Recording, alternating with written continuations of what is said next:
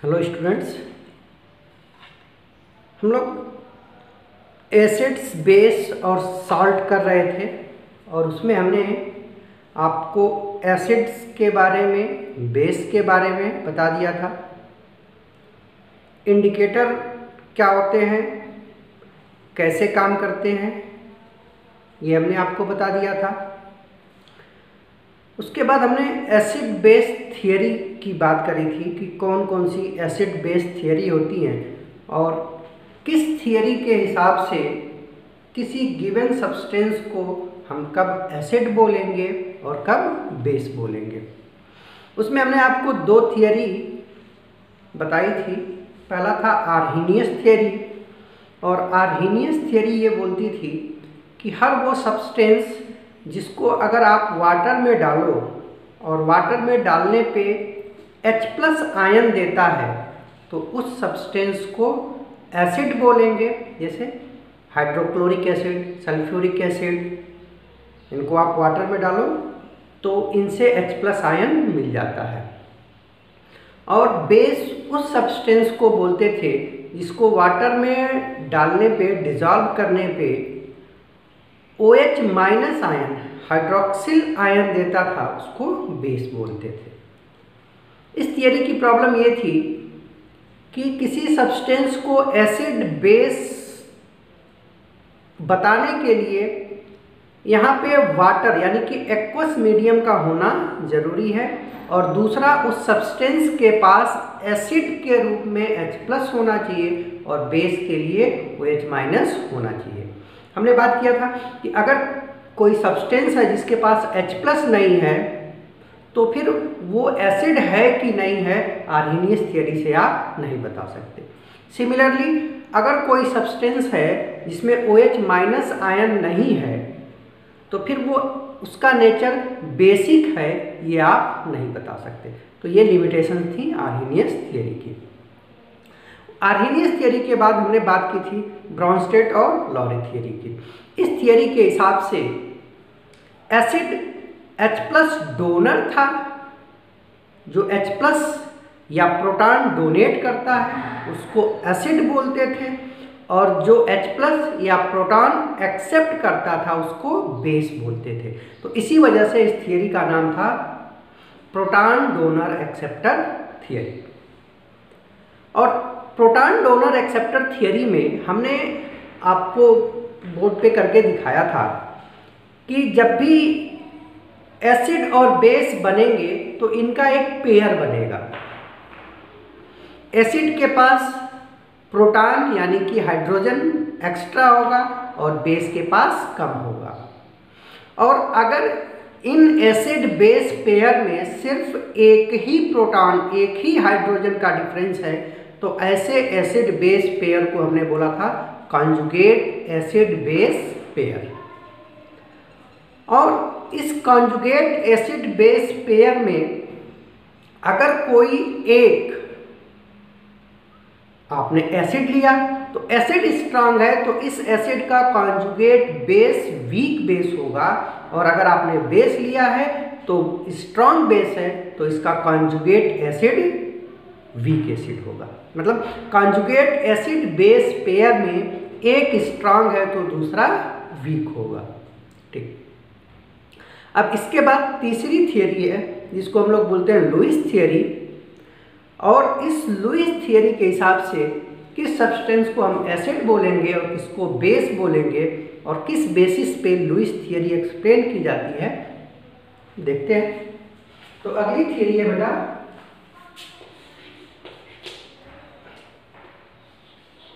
Lewis acid base theory.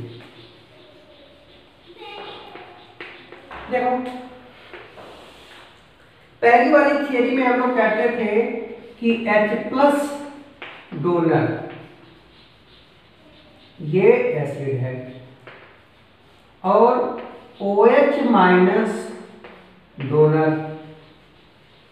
ये base है। जब सेकेंड थियरी हमने पढ़ी तो उसमें कहा कि H+ डोनर एसिड होगा और H+ एक्सेप्ट करने वाला बेस होगा। ठीक है, अब थर्ड थियरी, इसमें हम लोग जो एसिड बेस का कॉन्सेप्ट लेके चलेंगे वो बेस्ड होगा किस पे, इलेक्ट्रॉन पेयर पे।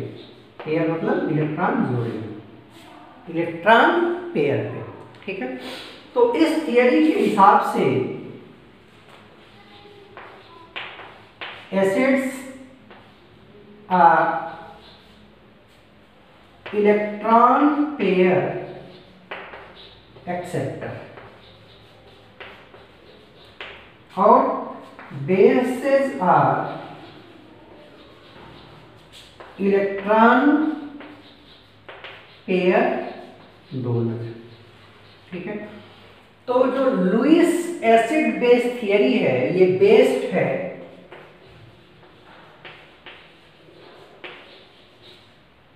इलेक्ट्रॉन पेयर, और इस इलेक्ट्रॉन पेयर के हिसाब से एसिड किसको बोलेंगे, जो इलेक्ट्रॉन पेयर को एक्सेप्ट करेगा। तो acids are electron pair acceptor. ठीक है, और बेस क्या होगा, ये होगा electron pair donor, electron pair donor. ठीक है, तो लुईस के हिसाब से एसिड किसको बोलेंगे, which are electron pair acceptor, और bases which are electron pair donor. ठीक है, तो ये बेसिक बात हुई। अब इसमें थोड़ा सा और हम लोग बात करते हैं कि लुईस के हिसाब से जो एसिड और बेस बन रहे हैं,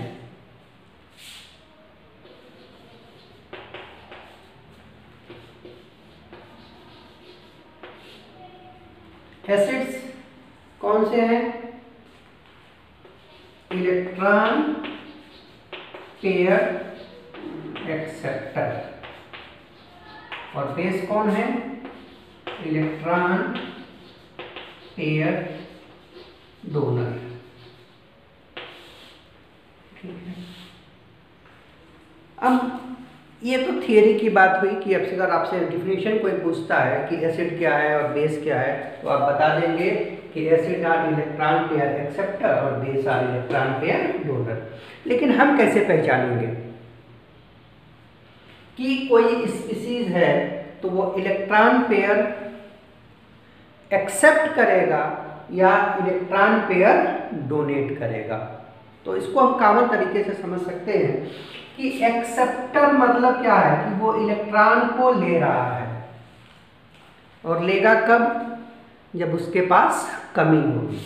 तो जो लुईस एसिड होते हैं ये इलेक्ट्रॉन पेयर एक्सेप्ट करते हैं, लेते हैं, और लेने के लिए जरूरी है कि ये इलेक्ट्रॉन डिफिशिएंट स्पीसीज हो, इनके पास इलेक्ट्रॉन की कमी हो। Bases are electron pair donor, ये इलेक्ट्रॉन देते हैं। तो देंगे कब, जब इनका अपना अपटेक, अपना काम हो गया हो और उसके बाद भी बचा हो। तो ये होते हैं इलेक्ट्रॉन रिच स्पीसीज। ठीक है, कि जो एसिड होंगे वो इलेक्ट्रॉन डिफिशिएंट होंगे, इनके पास कमी होगी, और बेस जो होंगे वो इलेक्ट्रॉन रिच होंगे, इनके पास एक्स्ट्रा इलेक्ट्रॉन होगा। ठीक है, अब आप कहोगे कि सर ये डिफिशियंसी और रिच हम कैसे पहचानें, इसका क्या क्राइटेरिया है कि डिफिशिएंट का क्या मतलब है और रिच का क्या मतलब है? जैसे हम जनरल बात करें तो डिफिशियंसी का क्या सेंस होता है, अगर आपके पास 1000 रुपया है तब भी कमी है, 10 लाख है तब भी कमी है, और ठीक है ना। तो क्या सेंस है डिफिशियंसी का? तो डिफिशियंसी का सेंस ये है बेटा, ये जो एलिमेंट्स होते हैं या मॉलिक्यूल्स होते हैं या कोई आयंस होते हैं, तो ये ऑक्टेट कंप्लीट करना चाहते हैं कि उनके वैलेंस शेल में 8 इलेक्ट्रॉन हो जाए। तो ये डिफिशियंसी उसी से रिलेटेड है कि अगर किसी स्पीसीज का ऑक्टेट कंप्लीट नहीं है, उसके वैलेंस शेल में 8 इलेक्ट्रॉन नहीं है, तो फिर उसको हम लोग बोलेंगे कि इलेक्ट्रॉन की कमी है, इलेक्ट्रॉन की डिफिशियंसी है। और डिफिशियंसी है तो इलेक्ट्रॉन वो लेगा, और लेगा तो लुईस एसिड कहलाएगा। तो ये डिफिशियंसी का कॉन्सेप्ट ये है फ्रॉम ऑक्टेट, मतलब कि इनका ऑक्टेट क्या होगा, इज इनकम्प्लीट। मतलब ऑक्टेट कंप्लीट करने के लिए जितने इलेक्ट्रॉन चाहिए होंगे उससे कम इलेक्ट्रॉन है। और रिच का मतलब क्या है? रिच का मतलब ये है कि इनका जो ऑक्टेट है वो कंप्लीट हो गया है, और ऑक्टेट कंप्लीट होने के बाद भी इनके पास कुछ एक्स्ट्रा इलेक्ट्रॉन्स हैं, और उन्हीं इलेक्ट्रॉन्स को हम कहते हैं lone pair, lone pair of electron. मतलब इनके पास कुछ ऐसे इलेक्ट्रॉन्स के पेयर होंगे जो बॉन्डिंग में पार्टिसिपेट नहीं कर रहे हैं, और इन इलेक्ट्रॉन्स के बिना भी इनका ऑक्टेट कंप्लीट है। ठीक है, बॉन्डिंग में पार्टिसिपेट नहीं कर रहे हैं। ठीक, अब तो acid electron pair acceptor, electron deficient, deficiency किससे? ऑक्टेट इनका इनकम्प्लीट होगा। Base electron pair donor, electron rich species होंगे, और इनका पास लोन पेयर होगा। अब एग्जाम्पल की बात करें, एग्जाम्पल में इलेक्ट्रॉन की कमी है, तो ये न्यूट्रल भी हो सकते हैं, न्यूट्रल भी हो सकते हैं, और चार्ज भी हो सकते हैं। अब पहले हम चार्ज की बात करते हैं। ऑक्टेट से इलेक्ट्रॉन कम है तो उसके ऊपर चार्ज कैसा आएगा बेटा? ऑब्वियस बात है, पॉजिटिव आएगा। तो जो भी पॉजिटिव स्पीसीज आपको दिख जाएंगी, किसी स्पीसीज के ऊपर अगर पॉजिटिव चार्ज है तो मीन्स कि उसके इलेक्ट्रॉन कम है, और इलेक्ट्रॉन कम है तो वो इलेक्ट्रॉन बाहर से लेगा, बाहर से लेगा तो कहलाएगा लुईस एसिड। तो आपको जो भी चार्ज स्पीसीज दिखता है, जैसे H+ है, CH3+ है, ऐसे ही जो भी चार्ज स्पीसीज दिखेंगी वो सब क्या होंगी? लुईस एसिड होंगी। और न्यूट्रल में कौन? कुछ एक आपको याद रखना है, जैसे AlCl3, एल्यूमिनियम क्लोराइड। आप ध्यान से देखो तो एल्यूमिनियम जो है बेटा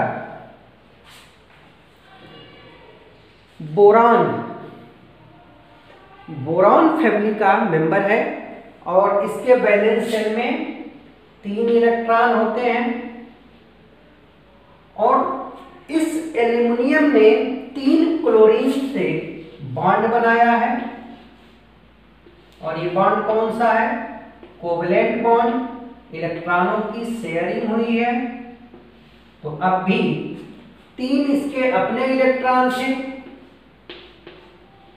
और 3 अलग अलग 3 क्लोरीन एटम से इसने इलेक्ट्रॉन लिए हैं। तो अब भी इसके पास कितने इलेक्ट्रॉन हुए? टोटल 6 ही इलेक्ट्रॉन हुए, और ऑक्टेट कंप्लीट करने के लिए 8 इलेक्ट्रॉन चाहिए, यानी कि 2 इलेक्ट्रॉन लेस है, और इसी वजह से ये कहलाता है लुईस एसिड। ठीक है, आपको ज्यादा इसमें नहीं एग्जाम्पल याद रखने हैं। न्यूट्रल में एक आप याद रखो AlCl3। हाँ, देखने की कोशिश जरूर होनी चाहिए कि अगर कोई अननोन सा स्पीसीज आपके पास आ गया तो आप उसको देख के पहचान सकते हो कि नहीं। तो इसके लिए आप ये ध्यान रखेंगे कि या तो उसके ऊपर पॉजिटिव चार्ज होगा और या तो न्यूट्रल होगा, बट उसके पास वैलेंस शेल में 8 इलेक्ट्रॉन से कम इलेक्ट्रॉन होंगे। ठीक है, और वो देखने के लिए जो सेंट्रल एलिमेंट है, सेंट्रल एलिमेंट मतलब वो एलिमेंट जिसका नंबर कम है, और भी ढेर सारे हैं लेकिन अभी सेंट्रल एलिमेंट का मतलब सेंटर में कौन है, देखो सेंटर में तो है ना एल्यूमिनियम, और इसके चारों तरफ क्लोरीन लगा हुआ है। तो इसका ऑक्टेट आप चेक करोगे। अब इसके अपने 3 इलेक्ट्रॉन है और 3 इलेक्ट्रॉन इसको 3 अलग अलग क्लोरीन एटम से मिल गया, तो टोटल 6 ही हुए और ऑक्टेट के लिए 8 इलेक्ट्रॉन चाहिए, यानी कि इसका ऑक्टेट कंप्लीट नहीं है। ऑक्टेट कंप्लीट नहीं है तो ये बाहर से इलेक्ट्रॉन लेगा, और जो इलेक्ट्रॉन लेता है उसको लुईस एसिड बोलते हैं। ठीक है, बेस की बात करें तो ये इलेक्ट्रॉन रिच स्पीसीज होंगे। अब ये भी 2 तरह से हो सकते हैं, एक हो सकता है चार्ज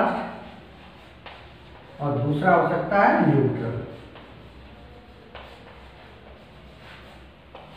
मैंने आपके नोट्स में ढेर सारे एग्जाम्पल लिख रखे हैं, आप एक एक को जो मैं तरीका बता रहा हूं उससे चेक करके देखना खुद से कि ये एसिड है कि बेस है ना।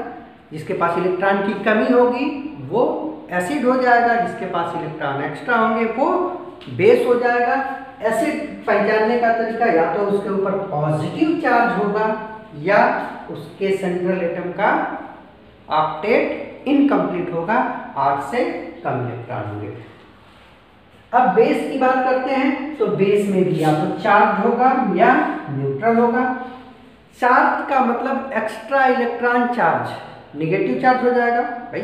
एक्स्ट्रा इलेक्ट्रॉन आप देते हो तो उसके ऊपर क्या चार्ज आता है, निगेटिव चार्ज आता है। तो चार्ज कैसे होंगे, निगेटिवली चार्ज। जो भी स्पीसीज आपको निगेटिवली चार्ज मिल जाए, कुछ भी कोई भी स्पीसीज हो जिसके ऊपर नेगेटिव चार्ज हो, तो आप आंख बंद करके बोल सकते हो कि ये हाँ लुईस बेस है। आप सारे पॉजिटिव चार्ज वाले स्पीसीज को आंख बंद करके नहीं बोल सकते कि ये एसिड है, इसमें आपको ध्यान रखना पड़ेगा, थोड़ी सी बड़ी बात हो जाएगी। उधर नहीं फंसना है आपको, मैं मोटे मोटे बता देता हूं कि जो मेटल के कैटायन होते हैं, जैसे मान लो एल्कली मेटल का कैटायन है तो उसके ऊपर +M आएगा। एल्कलाइन अर्थ मेटल का कैटायन +2 आता है, तो ये लुईस एसिड नहीं होते हैं। ठीक है, तो कैटायन के केस में आप आंख बंद करके नहीं कर सकते। देखो मेन कॉन्सेप्ट क्या है एसिड का कि इसके पास ऑक्टेट कंप्लीट नहीं होगा, कम इलेक्ट्रॉन होंगे। एल्कली मेटल और अल्कलाइन अर्थ मेटल जब अपने इलेक्ट्रॉन लॉस करते हैं, एल्कली मेटल 1 इलेक्ट्रॉन का लॉस करेगा, alkaline earth metal 2 electron loss करेगा। ये यूनिपॉजिटिव और ये डाई पॉजिटिव आयन बनाएगा, और इलेक्ट्रॉन लॉस करने के बाद भी, पॉजिटिव चार्ज आने के बाद भी इनका ऑक्टेट कंप्लीट होता है। तो ऑक्टेट कंप्लीट है तो ये लुईस एसिड नहीं होंगे। लेकिन निगेटिवली चार्ज जितने भी स्पीसीज हैं उनको आप आंख बंद करके बोल सकते हो कि ये लुईस बेस है। ठीक है, और न्यूट्रल में आपको ये देखना है कि ऑक्टेट कंप्लीट होने के साथ कुछ 1 या 2 लोन पेयर बचे होने चाहिए। जैसे अमोनिया की हम बात करें तो अमोनिया सेंट्रल एलिमेंट हो जाएगा नाइट्रोजन, और इस नाइट्रोजन से 3 हाइड्रोजन जुड़ी हैं। अब देखो बेटा, नाइट्रोजन 15 ग्रुप का एलिमेंट है और इसके वैलेंस शेल में 5 इलेक्ट्रॉन होते हैं, तो 5 में से 3 इलेक्ट्रॉन तो यूज हो जाएंगे कोवेलेंट बॉन्ड बनाने में। ठीक है, और 2 इलेक्ट्रॉन बच गए, यानी कि इन 2 इलेक्ट्रॉनों का एक पेयर बचा हुआ है, बॉन्डिंग में पार्टिसिपेट नहीं कर रहा है। और नाइट्रोजन का ऑक्टेट काउंट करो तो अपने कितने हैं, 5, अपने 5 इलेक्ट्रॉन हैं और 3 अलग अलग हाइड्रोजन एटम से इसने 3 इलेक्ट्रॉन लिए, तो कितने हो गए? 8 हो गए। तो अब यहाँ पे नाइट्रोजन का ऑक्टेट भी कंप्लीट है और 2 इलेक्ट्रॉन यानी कि एक पेयर ऑफ इलेक्ट्रॉन बचा हुआ है जो बॉन्डिंग में पार्टिसिपेट नहीं कर सकता है। अब अगर इस नाइट्रोजन के पास कोई स्पीशीज आता है जिसको इलेक्ट्रॉन की ज़रूरत है, कमी है, तो ये अपने इलेक्ट्रॉन उसके साथ दे के और बॉन्ड बना सकता है। इस वजह से अमोनिया क्या हो गया? बेसिक हो गया। ठीक है। लुईस के हिसाब से H2O भी बेस के जैसे काम करेगा। कैसे करेगा? ऑक्सीजन है H, ऑक्सीजन 16 ग्रुप का एलिमेंट है। इसके बैलेंस सेल में 6 इलेक्ट्रॉन होंगे, 6 में से 2 इलेक्ट्रॉन चले गए बॉन्डिंग में, बच गए कितने? 4 इलेक्ट्रॉन, यानी कि यहाँ पे 2 लोन पेयर बचा हुआ है। अब ऑक्टेट की बात करो तो अपने 6 पहले से हैं, 1 इलेक्ट्रॉन इस हाइड्रोजन का, 1 इलेक्ट्रॉन इस हाइड्रोजन का, तो 8 हो गए। ऑक्सीजन का ऑक्टेट कंप्लीट हो गया। कंप्लीट होने के साथ साथ इसके पास 2 इलेक्ट्रॉन्स का 2 पेयर है जो बॉन्डिंग में पार्टिसिपेट नहीं किया है, तो अब ये इलेक्ट्रॉन ये किसी को डोनेट कर सकता है, इसलिए वाटर भी क्या हो गया? Lewis base. क्लियर है ना बेटा? तो ये हो गए एसिड बेस थियरी। अब इसके बाद हम लोग बात करेंगे, ये सारी तो फिजिकल प्रॉपर्टी चल रही थी एसिड और बेस की। अब हम लोग बात करें chemical properties of acid and base कि एसिड और बेस किस तरह से केमिकल रिएक्शन करते हैं। किसी एसिड की हम मेटल से रिएक्शन कराएं तो क्या होता है, बेस से रिएक्शन करा दें तो क्या होगा, मेटल ऑक्साइड से रिएक्शन कराएंगे तो क्या होगा। ठीक है। तो केमिकल प्रॉपर्टीज ऑफ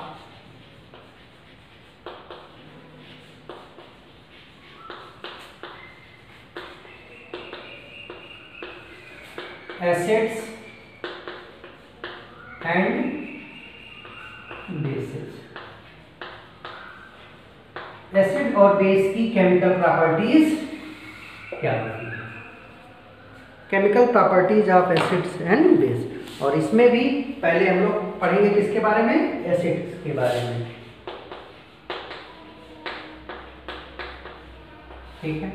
अब आपको कुछ एक एसिड्स ध्यान होने चाहिए। जैसे हमने बेसिकली पढ़ा था कि एक इनऑर्गेनिक एसिड होंगे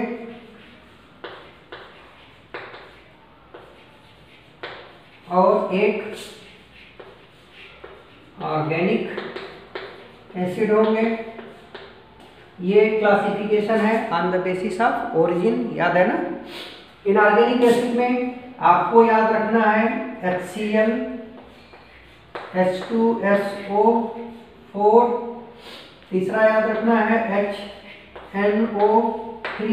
आप चाहे तो इसमें एक और याद रख सकते हैं H3PO4। तो ये 4 इनऑर्गेनिक एसिड आपको ध्यान रखना है। Hydrochloric acid, sulphuric acid, nitric acid and phosphoric acid, या इसका नाम है ऑर्थोफास्फोरिक एसिड।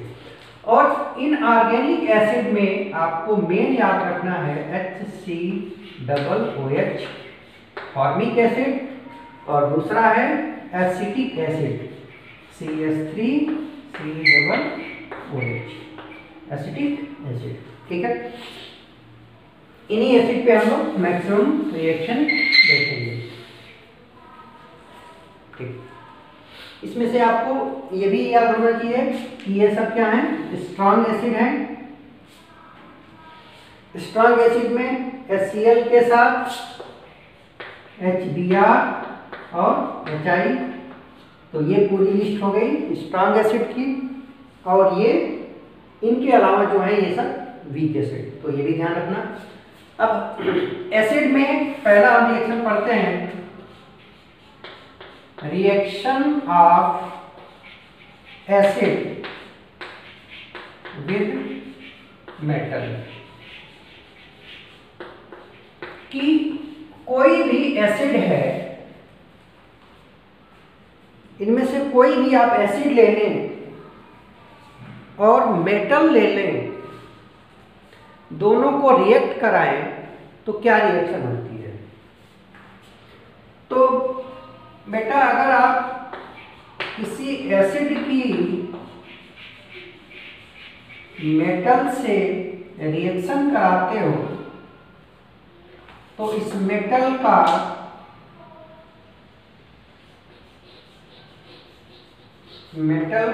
सॉल्ट बनता है और हाइड्रोजन गैस रिलीज हो जाती है। ठीक है, तो ये जनरल चीज आपको ध्यान रखना है कि एसिड और मेटल की रिएक्शन कराएंगे तो मेटल का सॉल्ट बनेगा और हाइड्रोजन गैस यहां से रिलीज हो जाएगी। तो आप पूछोगे कि क्या कोई भी एसिड और कोई भी मेटल, तो जवाब यह है बेटा कि कोई भी एसिड लो, लेकिन मेटल के साथ रिस्ट्रिक्शन है, कोई भी मेटल नहीं रिएक्शन करता है, मेटल के साथ रिस्ट्रिक्शन है। तो क्या रिस्ट्रिक्शन है, तो मैंने आपको क्लास में फर्स्ट क्लास में आपको मेटल्स की जब डिस्प्लेसमेंट रिएक्शन हम लोगों ने पढ़ा था तो वहाँ पे रिएक्टिविटी सीरीज बताई थी। आपको याद हो मेटल के रिएक्टिविटी सीरीज, जब हम लोग डिस्प्लेसमेंट रिएक्शन पढ़ रहे थे तो हम लोग कह रहे थे कि हाईली रिएक्टिव मेटल अपने से कम रिएक्टिव मेटल के एक्वस सॉल्यूशन से कम रिएक्टिव वाले को डिस्प्लेस करके खुद आ जाता है। तो फिर हमको यहाँ पे कौन कौन से मेटल एसिड के साथ रिएक्शन करके मेटल सॉल्ट और हाइड्रोजन गैस देंगे, इसके लिए रिएक्टिविटी सीरीज का हेल्प लेना पड़ेगा। एक बार हम रिएक्टिविटी सीरीज लिखते हैं, ये आपको याद भी होना चाहिए।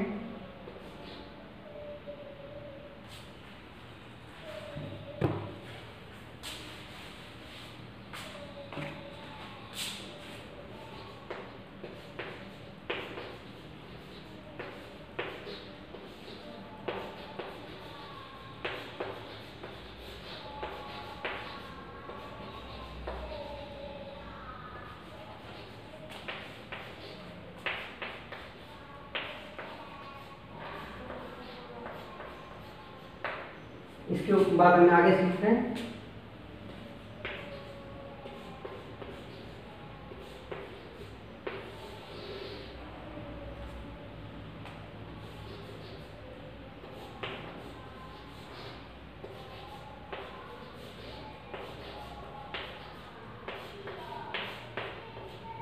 ठीक, अब ये जो हाइड्रोजन है, इस हाइड्रोजन के ऊपर ये जितने मेटल्स हैं, इन मेटल्स को हम बोलते हैं एक्टिव मेटल,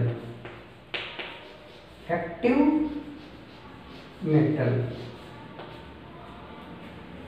ठीक है, और हाइड्रोजन के नीचे जो मेटल्स हैं इनको बोलते हैं हम लोग नोबल मेटल।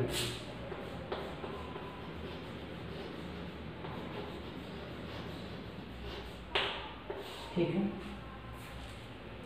तो एसिड की मेटल से रिएक्शन जब कराते हैं तो हाइड्रोजन डिस्प्लेस करने का काम सिर्फ एक्टिव मेटल करते हैं। मतलब जो मेटल हाइड्रोजन से ऊपर हैं रिएक्टिविटी सीरीज में, lithium, potassium, beryllium, strontium, calcium, sodium, magnesium, aluminium, manganese, zinc, ये सारे मेटल्स, ठीक है। तो ये सारे मेटल्स, तो अब हम मेटल्स ना बोल के क्या बोल दें, एक्टिव मेटल्स। और एक्टिव मेटल का मतलब क्या हुआ बेटा कि मेटल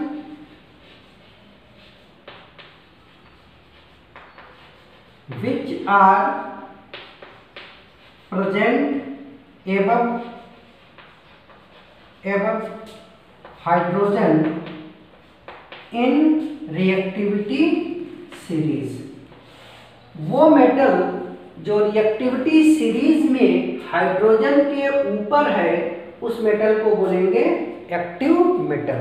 और अगर किसी एक्टिव मेटल की आप एसिड से रिएक्शन कराते हो तो मेटल का सॉल्ट बनता है और हाइड्रोजन गैस रिलीज हो जाती है,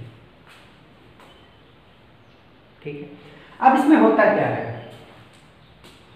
आप पूछोगे कि सर क्यों active metal hydrogen gas release करेंगे और जो नोबल मेटल हैं ये हाइड्रोजन गैस रिलीज नहीं करेंगे, क्वेश्चन भी पूछा जाता है। तो इसका कारण ये है बेटा कि जो एक्टिव मेटल्स हैं वो हाईली इलेक्ट्रोपॉजिटिव होते हैं, इलेक्ट्रोपॉजिटिव। और हाईली इलेक्ट्रोपॉजिटिव होने का मतलब क्या हुआ, हाईली इलेक्ट्रोपॉजिटिव होते हैं। और हाईली इलेक्ट्रोपॉजिटिव होने का मतलब ये हुआ बेटा कि ये बहुत आसानी से अपना इलेक्ट्रॉन दूसरों को दे देते हैं, ये हमेशा तैयार रहते हैं अपना इलेक्ट्रॉन देने के लिए, ठीक है। तो ये क्या करेंगे, इलेक्ट्रोपॉजिटिव हैं तो form cation by loss of electron. इनके अंदर बहुत ज्यादा टेंडेंसी होती है कि ये जल्दी से जल्दी अपना इलेक्ट्रॉन देके और अपना केटायन बना लेते हैं। और जैसे ही केटायन बनाते हैं, इलेक्ट्रॉन देते हैं, तो एसिड के अंदर H+ होता है, ये तो आप जानते ही हैं। ये H+ इस मेटल से इलेक्ट्रॉन लेके, मेटल इलेक्ट्रोपॉजिटिव है, ये क्या चाह रहा है कि हम अपना इलेक्ट्रॉन किसी को दे दें। एसिड के अंदर H+ है, ये H+ के पास इलेक्ट्रॉन नहीं है, तो जैसे ही ये कोई रिएक्टिव मेटल आएगा अपना इलेक्ट्रॉन इस H+ को देगा, और जैसे ही H+ के पास इलेक्ट्रॉन आ जाएंगे इसका पॉजिटिव चार्ज न्यूट्रल हो जाएगा और ये H2 के रूप में यहाँ से निकल जाएगा, ठीक है। तो कारण क्या है कि metals, active metals highly electropositive होते हैं, बहुत आसानी से अपने इलेक्ट्रॉन या दूसरों को दे देते हैं। एसिड के पास H+ है, ये मेटल अपना इलेक्ट्रॉन H+ को देगा और H+ H2 के रूप में यहाँ से निकल जाएगा। जो मेटल हाइड्रोजन से नीचे हैं ये इतने रेडली अपने इलेक्ट्रॉन नहीं देते, इतने आसानी से इलेक्ट्रॉन नहीं देते। तो अगर ये नोबल मेटल है तो अपना इलेक्ट्रॉन नहीं देगा, अपना इलेक्ट्रॉन नहीं देगा तो H+ के पास जो इलेक्ट्रॉन की डिफिशियंसी है वो पूरी नहीं होगी, और पूरी नहीं होगी तो ये H+ H2 के रूप में हाइड्रोजन गैस के रूप में यहाँ से रिलीज नहीं होगा। क्लियर है? तो बात क्या निकल के आई कि अगर आप एक्टिव मेटल की रिएक्शन एसिड से कराते हो तो मेटल का साल्ट बनेगा और हाइड्रोजन गैस रिलीज होगी। क्यों होगी? क्योंकि मेटल्स जो होते हैं वो इलेक्ट्रोपॉजिटिव होते हैं, ये अपने इलेक्ट्रॉन को एसिड के अंदर जो H+ है उसको दे देते हैं, तो ये H+ मेटल का इलेक्ट्रॉन लेके H2 गैस के रूप में यहाँ से निकल जाता है, ठीक है। लेस रिएक्टिव मेटल या नोबल मेटल ये इतने आसानी से अपने इलेक्ट्रॉन नहीं देते हैं, इलेक्ट्रॉन नहीं देंगे तो H+ यहाँ से हाइड्रोजन गैस के रूप में रिलीज नहीं होगा, ठीक है। तो ये तो बात हो गई। अब कुछ एग्जाम्पल इसके हम लोग देख लें और कैसे हम लोग बनाएंगे, इक्वेशन कैसे बनाएंगे। देखो बेटा, मान लो ये कोई मेटल है, एक्टिव मेटल है, और इसकी रिएक्शन हम किसी एसिड से करेंगे। ये एक्टिव मेटल है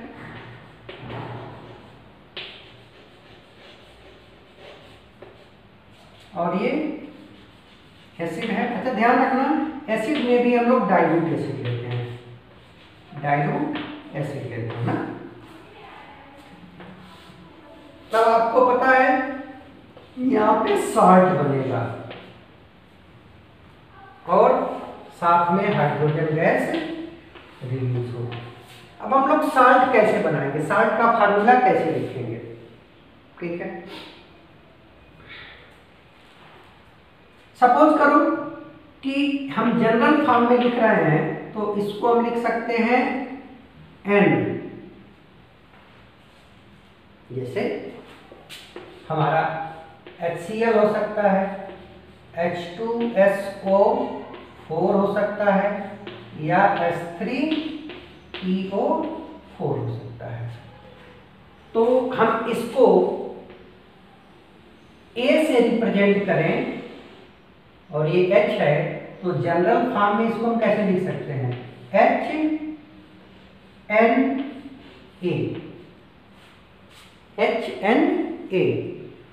और इस H के ऊपर होगा पॉजिटिव चार्ज और A के ऊपर होगा नेगेटिव चार्ज, और ये कितने होंगे, N के बराबर, ठीक है। तो आपको ये ध्यान रखना है कि इसके ऊपर पॉजिटिव चार्ज होगा और यहाँ पे होगा -N, ठीक। अब ये मेटल अपना इलेक्ट्रॉन इस हाइड्रोजन को दे देगा, तो ये हाइड्रोजन H2 के रूप में निकल गया, ठीक है। अब जैसे ही मेटल अपना इलेक्ट्रॉन हाइड्रोजन को देगा तो इसके ऊपर पॉजिटिव चार्ज आ जाएगा, ठीक। अब ये पॉजिटिव और ये एसिड का एनायनिक पार्ट, नेगेटिव पार्ट आपस में कंबाइन हो जाएंगे और बन जाएगा क्या, Ma। ये साल्ट बनेगा और इसके ऊपर चार्ज मैंने आपको बताया था कि मान लो ये M के ऊपर चार्ज X है और A के चार्ज -N है, तो फार्मूला बनाते समय ये N इसके कोफिशिएंट में आ जाता है और X इसके साथ चला जाता है। अभी आपको समझ में आएगा जब मैं एक एक एग्जाम्पल लेके करता हूँ। जैसे मान लो हमने सोडियम ले लिया, मेटल हमने लिया। वैसे तो सोडियम हाईली रिएक्टिव होता है, बहुत ज़्यादा रिएक्टिव होता है। ये वाटर से भी रिएक्शन कराते हैं तो आग पकड़ लेती है, बट हमें एग्जाम्पल लिखने हैं और इसकी रिएक्शन करा दिया डाइल्यूट HCl से, ठीक है। अब आपको पता है कि सोडियम फर्स्ट A का एलिमेंट है, तो ये इसके आउटर मोस्ट सेल में एक इलेक्ट्रॉन होते हैं, तो इसे एक इलेक्ट्रॉन देगा तो इसके ऊपर आ जाएगा, एक इलेक्ट्रॉन दिया इसको तो इसके ऊपर एक पॉजिटिव आ जाएगा, इसके ऊपर एक पॉजिटिव है ही है और क्लोराइड आयन पे एक नेगेटिव होता है। तो ये इलेक्ट्रॉन लेके यहाँ से H2 गैस रिलीज हो जाएगी और बचा क्या, सोडियम और क्लोरीन दोनों के ऊपर एक एक पॉजिटिव चार्ज है, तो ये बना लेगा NaCl, ठीक है। अगर आपने लिया है मैग्नीशियम प्लस HCl, कैसे बनाएंगे? सबसे पहला काम तो हम H2 यहाँ से रिलीज कर देंगे, ठीक है। अब आपको ये पता होना चाहिए कि मैग्नीशियम जो है वो सेकेंड ग्रुप का एलिमेंट है और इसके वैलेंस शेल में 2 इलेक्ट्रॉन होते हैं, तो ये 2 इलेक्ट्रॉन अपने हाइड्रोजन आयन को देगा। तो इसके ऊपर 2 पॉजिटिव चार्ज आ गए, प्लस प्लस, और क्लोराइड आयन है तो इसके ऊपर 1 चार्ज होता है। ठीक है, अब फार्मूला बनाते समय इसका पॉजिटिव चार्ज जितने हैं वो इसके कोफिशिएंट में और इसका नेगेटिव चार्ज का कोफिशिएंट यहाँ आएगा, तो ये क्या बन जाएगा, MgCl2 और प्लस हाइड्रोजन गैस रिलीज हो जाएगी। अगर हम बात करें,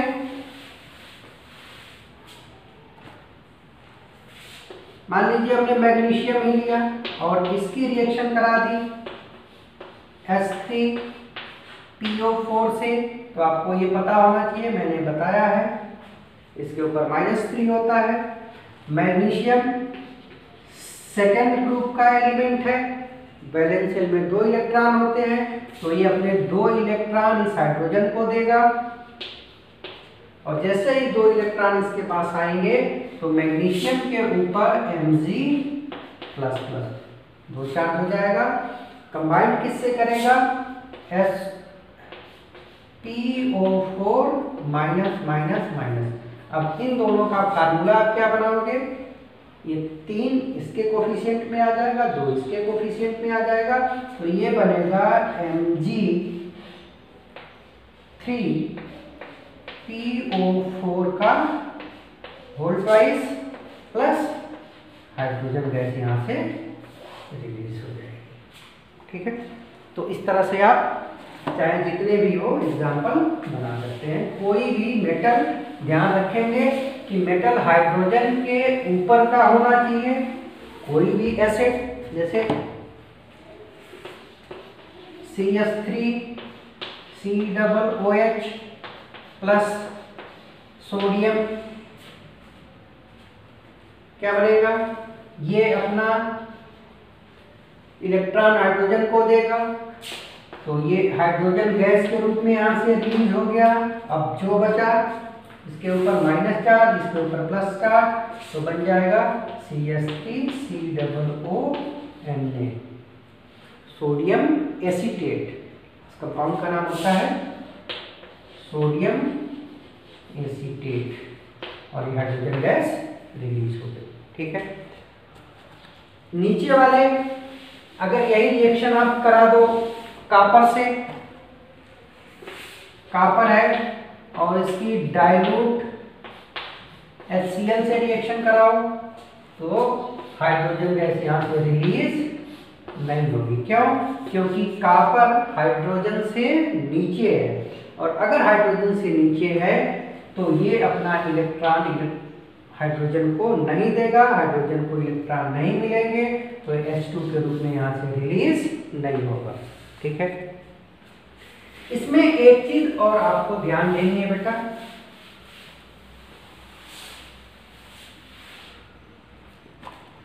आपके एनसीईआरटी में नहीं है, फिर भी कंपटीशन में कभी कभी पूछ लिया जाता है। एक एसिड है, अभी आपने पढ़ा कि मेटल प्लस एसिड क्या देगा, metal salt plus hydrogen gas,